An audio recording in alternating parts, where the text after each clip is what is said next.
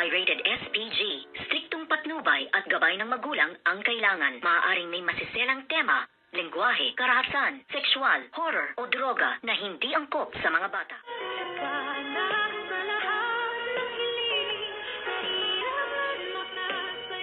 Good morning and welcome sa aking munting channel. Dumating na nga ang takdang oras ng botohan ng magiging bagong CEO ng Apex Medical Hospital. At dito nga ay merong isa sa nagsabi nga na si Dr.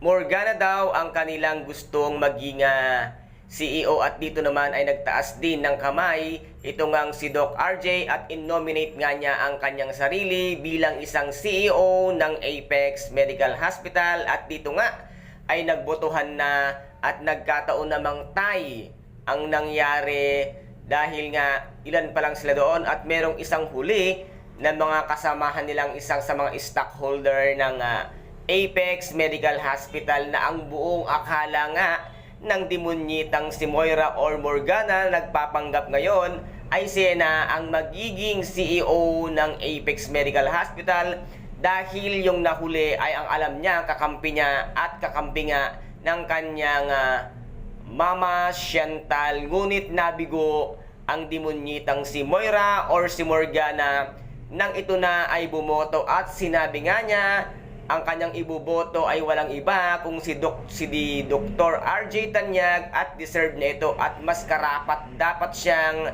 maging CEO ng Apex Medical Hospital. At dito naman ay halos mag-hysterical na itong demonyitang si Moira dahil hindi niya matanggap na hindi siya ang naging CEO ng Apex Medical Hospital. At dito ay pinakita na naman niya ang kagaspangan at kasamaan ng kanyang ugali. Sa tingin mo ba, demonyitang Moira, yan ba ang karapat dapat na maging CEO ng Apex? Ang masamang tao, hindi ka nararapat na nandiriyan sa Apex, dapat sa'yo ay nasa labas at itinatapon sa kangkungan. Kaya guys, ito po ang ating pakaabangan dito nga sa abot kamay na pangarap na kung saan ay napaka-intense at kapanapanabik ng bawat eksena. At kung nagustuhan po ninyo ang aking videos for today, paki-subscribe na lamang po ng aking channel, paki-like and share para maging update kayo sa lahat ng gagawin kong videos.